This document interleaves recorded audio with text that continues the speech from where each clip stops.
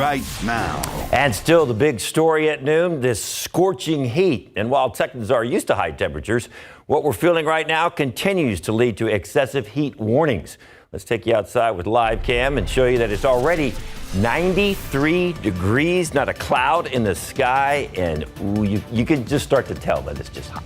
It just looks humid and hot outside, right? Yeah. Very similar to what we were looking at just 24 hours ago, kind of copy and paste in terms of just more heat and more humidity that's going to take us into now this Thursday afternoon. So as David mentioned, we've already managed to climb into the low 90s here in San Antonio this noon hour. 94 over at SA International, same out on the east side in Converse, 95 on the south side at Stinson. It's 89 in Uvalde and 91 in Bandera. But remember, we still do have the mugginess and the moisture in place. So when you factor all of that in, those heat index values, much like where we were this time yesterday, already climbing into the low triple digits here in town. Feels like about 102 here in San Antonio. 107 is that current heat index value in New Braunfels. Same off to our south in Pleasanton out in Atascosa County. And as we continue to warm up by the peak heating time of day around 4 to 5 o'clock, we've got an actual air temperature forecast of about 104 degrees, but with that mugginess still here at the surface, those heat index values will likely top off close to about 110 degrees and still plenty warm and humid if you're stepping out for any Thursday evening plans. And looking ahead, this high pressure system does not go anywhere as we get ready to wrap up the work week for your Friday and even head into the upcoming weekend. So we'll get you a full look at that weather pattern, everything that we're monitoring, and even the outlook that could take us into next week coming up in just a few, David. Thank you, Mia. We'll look forward to that. And despite the heat, a lot of folks may still want to spend time outside or may have to spend time outside, but it is very important to be careful. Dr. Stephen Moore is the director of UT Health San Antonio's Wilderness and Survival Medicine Fellowship. He says heat-related illnesses can show up quickly and escalate even faster. So you need to look for early signs like feeling generally weak, cramping, racing pulse. And if someone seems confused, you need to stop and get them medical help right away and do what you can while you're getting that help. You want them to expose skin, sweat, let that sweat evaporate. If you have a cold stream or cold water, something like that, get them into the cold. The best plan is to stay ahead of it, so avoid the hottest parts of the day and direct sun. And of course, drink plenty of water and pack some salty snacks. Both can help you when you're dealing with the heat. With temperatures once again hitting those triple digits, the city is opening several locations to help residents get out of the heat. There's 30 across San Antonio. The locations include city libraries as well as senior and community centers. We got a full map with all of the locations on our website. Just head over to KSAT12. Authorities searched a field in Pflugerville this week in connection with an accused serial killer who may be tied to murders here in San Antonio. 62-year-old Raul Meza Jr. was arrested in Austin back in May. Police say he's already admitted to killing 80-year-old Jesse Frega and strangling a 66-year-old woman. Criminal defense attorney Ty Cardenas said the FBI search of the Pflugerville field could be related to Frega murder and could lead to new developments in the case. Just the FBI getting involved in any sort of investigation, especially with all the other agencies that were there as well, means that this is a huge deal. This is major evidence that they're looking for. Meza previously served time in jail after pleading guilty to the murder and rape of an 8-year-old girl named Kendra Page. He is connected to approximately 10 cold cases dating back to 1996, including a double murder he allegedly committed here in San Antonio. A man is dead after crossing a highway on the city's far west side last night and happened at Highway 90 and Loop 410. Sarah Costa is near the scene where that deadly crash took place with what police are saying about that investigation. San Antonio police tell us that driver called 911, but by the time the EMS arrived, that man had already died. Here's what the scene looked like earlier last night around 10:30. Police say that's when they first got the call. San Antonio police say a man driving a white van was headed eastbound on Highway 90 just past Loop 410 when he hit a man that was walking across the highway. Sergeant on scene tells us that man was struck with such force he was thrown over the fence and median over the highway to the westbound lanes of Highway 90. EMS found the man had already died when they got to the scene. Police say the driver won't face any charges at this time. Police believe the man who was struck was homeless. At this time, the medical examiner's office has not released an age or name of the man that died. From the far west side, I'm Sarah Costa, KSAT12 News. Take you to the border where the so-called floating border wall now being installed between U.S. and Mexico, a private company placing buoys along the Rio Grande. The purpose to keep migrants from crossing. We spoke with Lieutenant Christopher Olivares with the Texas Department of Public Safety. He says the buoy should discourage migrants from crossing into the U.S., but he says some attempts will be made to cross the river even with the barrier. We do know for a fact that whether it be a migrant or whether it be a smuggling organization in Mexico, they're going to try to find ways to defeat this barrier. So we will have manpower that will be monitoring this barrier. And of course, if there's any damages or anybody does make it across, then they could possibly face some type of state criminal charges. Now, the operation has been funded by the state, and right now on our website, you can hear from local leadership who say they are thankful for the state's efforts, but say the buoys are just a Band-Aid and not a real solution to the problem. It's all on KSAT.com. If you're searching for a job, you have a chance to snag one coming up. A vendor for the San Antonio Spurs will hold 4 job fairs this month for positions at the Rock at La Cantera. The first job fair starts today at 4 o'clock, ends tonight at 8. There's another on tomorrow morning, and then 2 more next week. They will be held at the Drury Inn on I-10 West near Loop 1604. Open positions include cooks, bartenders, servers, as well as event and HR coordinators. If you find more information, you can go to our website, KSAT.com. A training tool made possible thanks to virtual reality, how it was created right here in San Antonio. And it is a big deal that Pop's getting inducted into the Hall of Fame, but just as big could be those presenting him.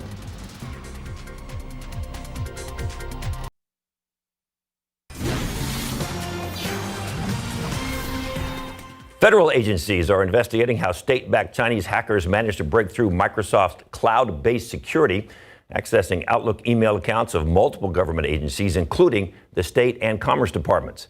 ABC's Em Nguyen says hackers managed to breach multiple email accounts, including one belonging to a cabinet member. U.S. officials are scrambling to contain the fallout from a hack they say was based in China that breached Microsoft's cloud-based security, which holds Outlook email accounts for numerous U.S. agencies that deal with China. We took it very, very seriously, and we're obviously taking a fresh look at our systems and our cloud computing capabilities to make sure we can be more resilient in the future. ABC News confirming the Microsoft Outlook email accounts for the state and commerce departments were targeted and includes breaches in Commerce Secretary Gina Raimondo's account starting in May, just before Secretary of State Antony Blinken traveled to China. The attack went undetected for about a month. They had over 30 days before it was even reported and almost another 30 days before it was fully mitigated. So this is a very long period of time to gain access. Sources say the group of Chinese hackers zeroed in on unclassified email systems and is unlikely to have gained any high-value information. Microsoft saying email data from 25 organizations was exposed, and experts say the threat is growing. But cybersecurity professionals say there is a way to stop these attacks sooner. Artificial intelligence and machine learning can do it much faster. So instead of detecting it in 30 days, we should have detected it in 30 milliseconds. A Chinese foreign ministry spokesman responded to the claim, saying it will never change the fact that the United States is the world's largest hacker empire. Treasury Secretary Janet Yellen hailed progress between the U.S. and China after returning from Beijing this week. But relations remain volatile as the two nations remain far apart on core matters, including security and trade. Em Nguyen, ABC News, Washington. Outside with live cam again. You got to hope that people who work outside can get up early enough, even when it's still 80 degrees, right, and get most of their work done because it's already in the mid-90s at noon. And feeling like the triple digits. That's exactly what we've been talking about. You know, even just getting up to take the dogs out on the walk before heading off to work, because those temperatures crank up so quickly, especially after we see the morning cloud cover burn off once again, like what we've seen out there earlier today. All right, aquifer once again down about half of a foot this Thursday at 631.0. We just got the pollen count in, just molds out there today, but they are still in the moderate category. All right, unfortunately, we don't have any notable rain chances in the forecast. We'll get you a look at what the latest drought monitor update that was released earlier this morning after the break.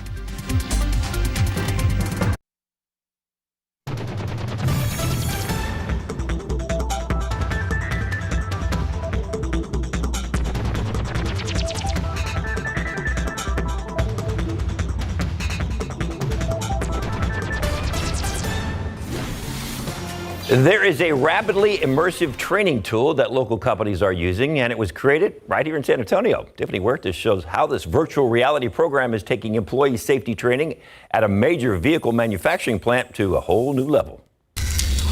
When you put the goggles on, it's full 360. This is what employees at a vehicle manufacturing plant in San Antonio will see when they put on these goggles. So you can look all the way around the plant. You have full audio for the plant that's running.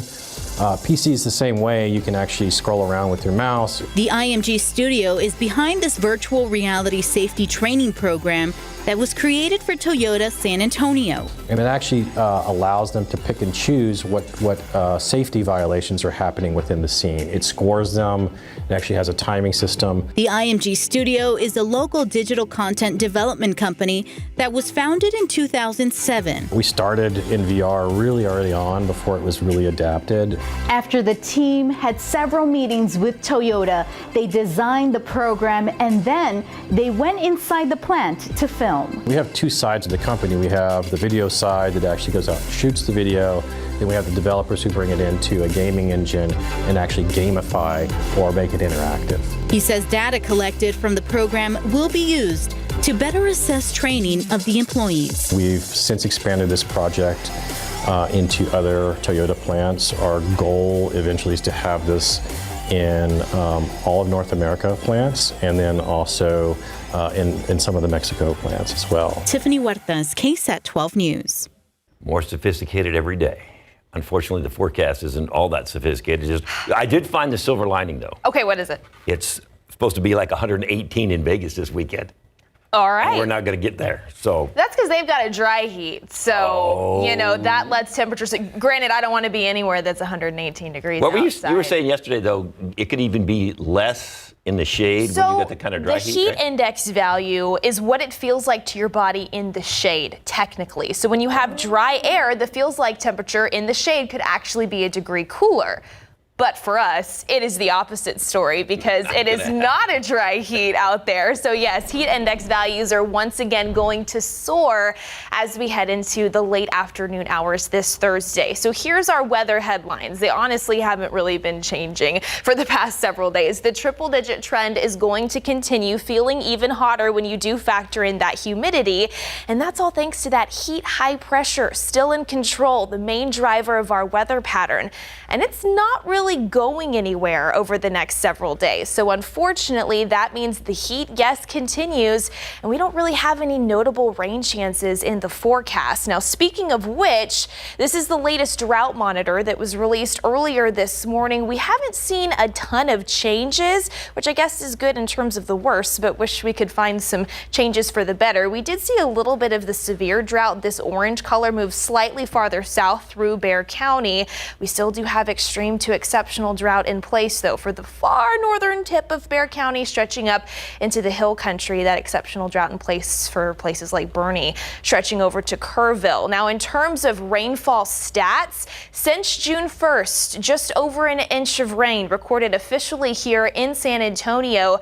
That's over 3.5 inches below where we should be since June 1st when you compare it to the climatological average. Since the beginning of the year, over 12 inches of rain, but still over 4 inches below where we should be. So we definitely do have some more work to do in the rainfall department. So here's hoping that we can find a pattern change, not looking likely next week, but maybe the week after, because this is what we're stuck with right now. Just a whole lot of nothing in terms of those rain chances here in South Central Texas. And this is why here's that heat high right now positioned off to our northwest, and it's keeping the vast majority of the state of Texas dry early this afternoon, and that does include us in and around the San Antonio area. So because of that, yes, we did have some morning clouds, but that quickly burned off, and we're seeing plenty of sunshine out there right now. Temperatures already cranking up into the 90s for most around the San Antonio metro. 94 here in town, 92 in Bulverde, 92 in Comfort, 91 over in Bandera. But check out your feels like temperatures. Plenty of moisture already climbing well into the triple digits. And I do think they will continue to climb here as we head into the later portions of this afternoon. By 5 p.m., we've got a forecast air temperature of 104, but it will likely feel closer to 110 degrees. And it's still going to be hot. If you're stepping out for any Thursday evening plans, haven't really been able to cool down very efficiently through the evening hours because that humidity is in place. So by 9 p.m., mostly clear skies, but our temperature is still 94, feeling like the low triple digits. So yes, another triple digit day is expected here in San Antonio. And you can see with that high pressure system in place, that trend is not going anywhere. The best news? Maybe shaving off a degree by Sunday and into Monday as that high pressure system shifts a little bit farther west. But still, it is going to be a stretch of days to be careful out in this heat. Of course, take breaks, and we'll continue to keep you posted. So whatever you've been doing to deal with the heat, keep doing it. Keep doing it. All right. For a while. The Spurs recognized for their community service in Uvalde at the ESPYs last night, and the Longhorns head coach talks about his quarterback at Media Day.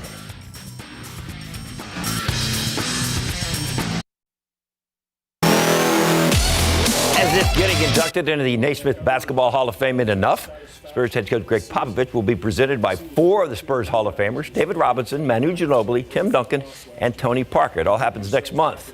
Tony Parker actually has to be presented first before he can present Pop, so he will be presented by Manu and Tim. And Becky Hammond will be presented by Cheryl Swoops and Teresa Witherspoon. The Hall of Fame ceremony will be held Saturday, August 12th in Springfield, Massachusetts. And of course, KSAT12 Sports will be there. It is called the Oscars of Sports. Although there is no acting, it is all real. The ESPY celebrating athletes and others from the sports world for what they do on and off the field. ABC's Will Reeve has the highlights from last night. The top athletes from around the world gathered in Los Angeles to celebrate the past year in sports. Patrick Mahomes brought the cool vibes in these sunglasses and opted to not wear a shirt under his double-breasted Hugo Boss suit. It was 90 degrees on the red carpet. I have a great stylist. It's Brittany Mahomes. Once inside, Mahomes won Best Male Athlete, while skier Michaela Schifrin received the honor in women's sports. Mahomes' Kansas City Chiefs won Best Team. The Super Bowl champs spoke to ABC's Will Reeve backstage about getting back on the field for training camp in just 10 days. Pat said it best. We're about a week out, man. We're ready to go after it again. Get ready to get going. Ready to roll. Before we roll, can I see, is that the ring? He's got the ring on. He's got the ring on. The show also honored LeBron James for becoming the NBA's all-time leading scorer. James's wife and his family introduced the Laker as their king. As the ESPYs honor LeBron for breaking the NBA's all-time scoring record, I decided I wanted to tell you what I think. I think LeBron James is the baddest Mom. James thanked his family and then said this about his future. The day I can't give the game everything on the floor is the day I'll be done.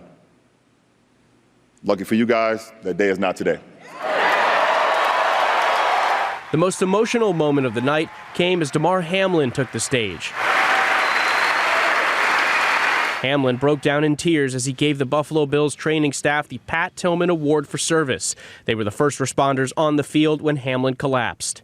By the grace of God and divine intervention, we had the best outcome we could have prayed for or imagined. And during the awards show, the San Antonio Spurs were named the Sports Humanitarian Team of the Year for their work to uplift and support Uvalde. The award demonstrates how teamwork can create a measurable impact on a community or cause. The Spurs will continue their summer league play tonight in Las Vegas or tomorrow night in Las Vegas. Don't get excited, not tonight. Relax. 8 o'clock tomorrow night.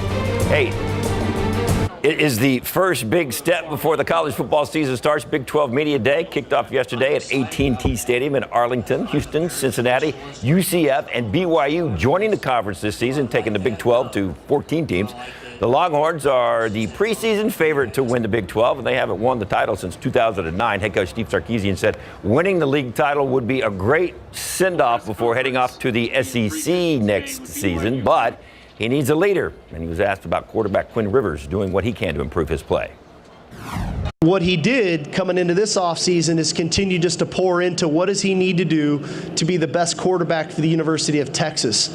And the result of that is we've seen his body composition change. We've seen a level of maturity change. We've seen him really dialing in and understanding schematically what we're trying to do offensively change. That I learned a whole lot. About myself last year and really how much this sport means to me. It showed me what I need to be, for this team and for myself and kind of how I need to approach things. Texas will kick off the regular season Saturday, September 2nd, 2:30 at home against Rice. Media Day wraps up today. And congratulations in order for the Reagan Rattlers girls golf team. They won the 2023 PGA High School Golf National Invitational. The Reagan team of Marissa Loya, Lydia Portlock, Camille Pazuki, Marie Ortiz, and Daniel Bailey shot a combined 920 in the three-day 54 tournament. They won the Invitational by 35 strokes. And last night in soccer, SAFC beat El Paso Locomotive FC 2-1. And as we get ready for SA Live, got about a half hour. It looked like a little pinball action.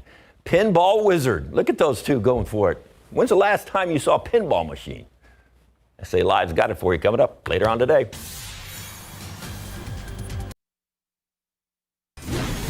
Today, U.S. officials approved the first over-the-counter birth control pill. It is a major change that will broaden access to the contraceptive. The Food and Drug Administration decision means drug maker Perrigo can sell its once-a-day O-pill without a prescription. Previously, all birth control pills required a doctor's note. Perrigo won't start selling the pill until early next year. Hormone-based pills have since been the most common form of birth control in the U.S. Medical societies and women's health groups have pushed for wider access. They note that young women and those from low-income and minority backgrounds face extra hurdles getting a prescription. In other health headlines, millions of women in the U.S. have uterine fibroids. These non-cancerous tumors can cause severe pain and have a significant impact on quality of life. CNN's Mandy Gaither has more on the treatment options and why one woman says it's critical to advocate for your health. For Tiffany Miller, heavy menstrual bleeding has always been a problem, but about 5 years ago, she says she started having constant pain and it grew to be unbearable. I knew something was wrong. I just always had this stabbing pain, specifically on my left side. Sometimes I could barely breathe. After seeing 2 different Washington, D.C. doctors, Miller says she was told it was likely a gastrointestinal issue, but that diagnosis didn't feel right. After researching her symptoms online, Miller found the Center for Fibroid Care at NYU Langone Health. I see a lot of women not realizing that they're growing these massive tumors. Through a pelvic MRI, Dr. Tara Sharazian discovered Miller had 8 uterine fibroids, including one the size of a large grapefruit, pushing on her internal organs. Miller wants children one day, so she opted to have the fibroids removed, which spared her fertility. Sharazian says women need to know they have options for fibroid treatment. Everything from a medication to reduce her bleeding or reduce the size of the fibroids, to a procedure that can shrink the fibroids in some way, to surgery that can remove the fibroids or remove the uterus, or she can just monitor them. 2 weeks after surgery, Miller was back to doing what she loves. She says she's been pain-free ever since. If you're having consistent chronic pain, that's your body letting you know that something may be wrong. For Health Minute, I'm Mandy Gaither. There is an effort underway to reduce the level of harmful lead dust in millions of homes, schools, and childcare facilities. Newly proposed federal rules would make the owners of buildings built before 1978 to clean up the toxic dust. Many of those homes were painted with lead-based paint, which the federal government banned that year because of its adverse impact on children. Lead exposure in children can lead to brain and organ damage as well as learning disabilities. The Environmental Protection Agency says lead paint is still in about 31 million older houses, and 3.8 million of those homes has one or more children under the age of 6. Most people in the U.S. don't know they can call, text, or send a chat message to 988 to reach licensed counselors trained to de-escalate a mental health crisis. That's according to a new poll from the National Alliance on Mental Illness.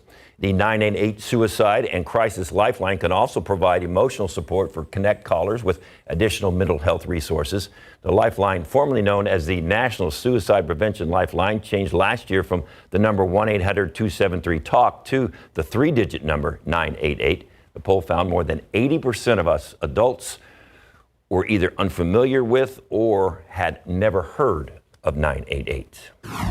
Today, the jury in the trial of Pittsburgh synagogue mass shooter Robert Bowers decided he is eligible for the death penalty.